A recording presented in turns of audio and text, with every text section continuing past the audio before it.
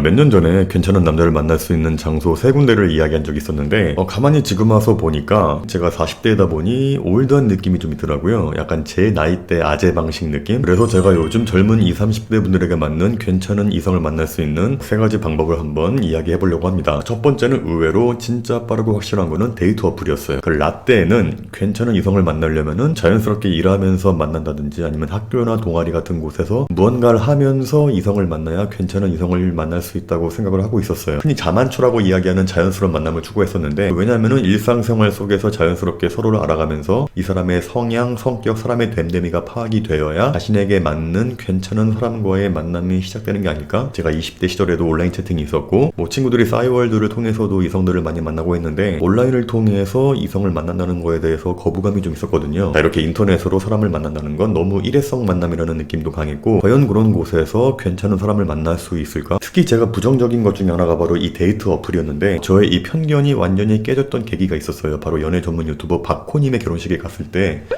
전 예전부터 궁금했던 게, 이렇게 이성의 심리에 대해서 잘 알고 있고 연애 컨설팅을 전문으로 하는 분은 나중에 실제로 어떤 분을 만나서 결혼할까? 왜냐면 이분 실제로 뵈면 정말 성격도 좋고 얼굴 잘생기고 매력이 있거든요. 작년 여름에 박구님 결혼식에 갔는데 역시나 아내분도 정말 미인이시고 성격도 너무너무 좋으시고 정말 멋진 분이었어요. 제가 그래서 박구님에게 물어봤습니다. 도대체 이렇게 멋진 분을 어디에서 만났느냐? 그런데 데이트 어플로 만나셨다고 해서 전 속으로 많이 놀랐었죠. 그 어플로 만나서 이렇게 결혼 갈 정도로의 좋은 인연을 만날 수도 있는 거구나. 그런 박구님이 몇 달 전에 또 다양한 IT 분야별 전문가분들과 협업을 해서 기존의 데이트 앱들의 단점을 보완한 플린트라는 어플을 개발했다고 하더라고요. 이번에 저에게 혹시 한번 써보고 괜찮으면 소개해줄 수 있냐고 하셨고요. 그래서 저도 가입을 하고 한 달간 직접 체험을 해봤습니다. 물론 저는 유부남이기 때문에 다른 이성에게 메시지를 보내면 안 되기 때문에 가입만 하고 어떤 시스템으로 돌아가는지에 대해서만 중점적으로 봤어요. 결론부터 말하면 역시 연애 전문가이기도 하고 데이트 앱으로 결혼까지 한 분이 맞는 것 같다라는 느낌이 들었어요. 일단 제가 가장 마음에 들었던 건 이 앱은 알고리즘을 기반으로 하고 있다는 거예요. 기존의 데이트 어플처럼 단순히 사진 몇 장 있고 소개 글만 보고 사람을 찾는 게 아니라 자기와 관심사가 맞는 사람끼리 대화부터 하는 방식이에요. 이렇게 10개가 넘는 관심사들, 사랑, 결혼, MBTI, 미식가, 모임, 애완동물, 운동, 문화 등등을 골라서 글을 쓸 수도 있고 댓글도 달 수 있고, 이렇게 성별과 나이만 나오는 채팅도 가능해요. 또 마음에 들었던 건 가입할 때 정확하게 본인의 인증을 하고 인증할 수 있는 여러 항목들도 관심사에 따라서 여러 가지가 있어서 진짜 잘 맞는 사람을 만나기가 너무 편해 보였어요. 만약에 제가 요즘 시대에 20, 30대 싱글이었다 그러면 저는 헬스에 관심이 있으니까 헬스에 관심이 있는 사람들끼리 이야기를 나누면서 자연스럽게 헬스를 좋아하는 여성분과 매칭이 되고 만날 수 있었겠다라는 느낌이 들었어요. 이 전체적인 저의 느낌은 제가 20대 때 나왔던 천리안이나 나우누리 같은 초창기 인터넷의 순수했던 감성과 요즘 인스타그램에 깔끔하게 정리된 시스템을 합쳐놓은 것 같은 그런 느낌이었고요. 이 매칭이나 일회성 만남만이 싫거나 따로 밖에 나가서 어떤 모임에 나가는 게 좀 번거로우신 분들에게는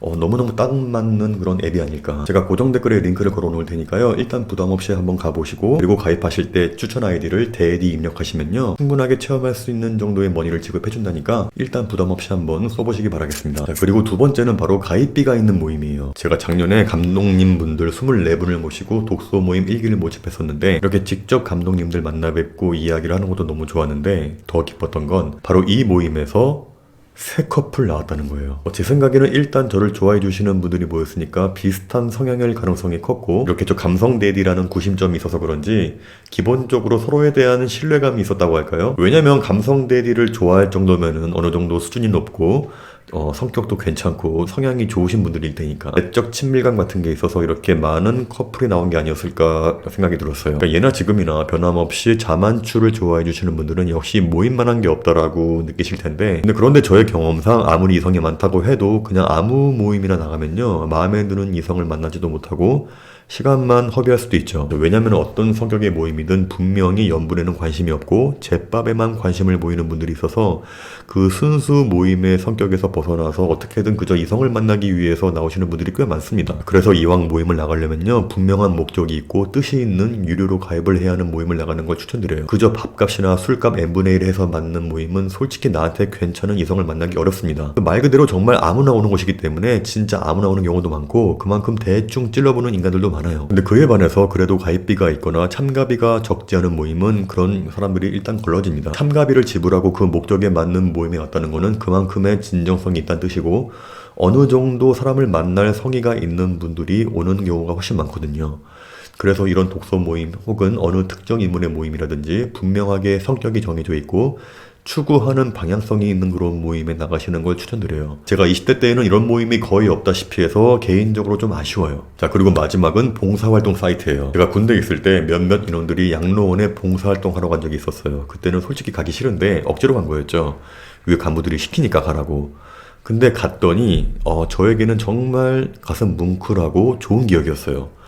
일단 거기에 계시는 할아버지 할머니들께서는 기본적으로 외로우시기 때문에 이렇게 사람이 찾아오는, 특히 젊은 사람들이 찾아와 주는 것만 해도 엄청나게 행복감을 느끼십니다. 그저 와준 게 감사해서 손 잡아주고 자꾸 과해주려고 하고 앉아서 계속 이렇게 아이처럼 행복하게 이야기를 하세요. 저는 거의 3시간 동안 어느 한 할머님과 말동무를 해드렸는데 예전에 일제강점기부터 해서 한국전쟁부터 해서 이렇게 가족들 잊어버리신 이야기, 살면서 힘드신 이야기를 이렇게 눈물도 흘리시면서 혹은 또 웃기도 하시면서 하시는데 저는 아무것도 할 게 없었어요. 그저 계속 웃으면서 맞장구 쳐드리고 이야기만 경청했는데도 너무너무 좋아하세요. 이렇게 봉사활동이 끝나고 나서 자원봉사자분이 하시는 이야기가 나중에 군대 제대하고 나서도 이렇게 가끔 시간 되실 때 이렇게 양로원에 방문해서 어르신들 말동무 좀 해드려라, 이렇게 젊은 분들이 찾아와서 이야기를 들어주는 것 자체가 그분들에게는 너무나 큰 행복이다. 전 그날의 기억이 너무 좋았어서 실제로 군대를 제대하고 나서 가끔씩 양로원에 방문해서 2-3시간 봉사하고 했었어요. 제가 그렇게 가끔씩 봉사활동하러 갔을 때 정말 괜찮은 분들을 많이 만났어요. 특히 제가 관심이 가던 분이 계셨는데 남자친구가 있다고 하셔서 대시는 못했는데 현재 대학생이고 외모가 그렇게 뛰어난 분은 아니었지만 한 달에 2번에서 4번 정도 이렇게 봉사활동을 하러 오신다는데 나긋나긋하게 그렇게 어르신들에게 말 걸어주고 청소도 열심히 하고 밥도 하는 모습이 와, 정말 아름다운 게 이런 거구나. 남자친구만 없었으면 정말 제가 진지하게 만나보고 싶을 정도로 그런 내적인 아름다움이 있었던 친구였어요. 근데 그런데 예전에는 인터넷이 그렇게 활성화가 안 된 시기라 봉사활동 한번 하려면은 직접 시청이든 구청이든 가서 문의하든가 해서 갔는데 지금은 인터넷에 봉사활동만 검색해도 그런 사이트가 정말 많고 다양해요. 얼마 전에 늦게 결혼한 제 친구가 있는데 아내분 어디에서 만났냐고 물어보니까 유기견 봉사활동에 갔다가 마음이 맞아서 결혼까지 갔다고 하더라고요. 그리고 이유리 씨가 지금의 남편분과 예전에는 그냥 대면대면한 사이였는데 그 유기견 봉사활동을 하면서 그렇게 급속도로 가까워졌다고 하잖아요. 저는 괜찮은 이성을 만나기 위해서 봉사활동을 가라 그게 아니라 일단은 어느 곳이든 좋으니까 잠깐 몇 시간만이라도 봉사활동을 한번 경험해 보시라고 말씀드리고 싶어요. 특히 양로원 봉사활동을 추천드리는데 저 때문에 그렇게 행복해 하시는 어르신들을 보면은 저까지 행복해지는 느낌을 경험했거든요. 이렇게 자존감도 올라가는 느낌이고 내가 썩 괜찮은 사람이 아닐까? 그런 느낌이 들어요. 자, 그리고 그런 곳에 오신 분들이라면 기본적으로 일단 선하고 고운 마음씨를 가지신 분들이 아닐까요? 거기에서 좋은 분을 만난다면은 그건 덤으로 얻을 수 있는 행복이겠죠.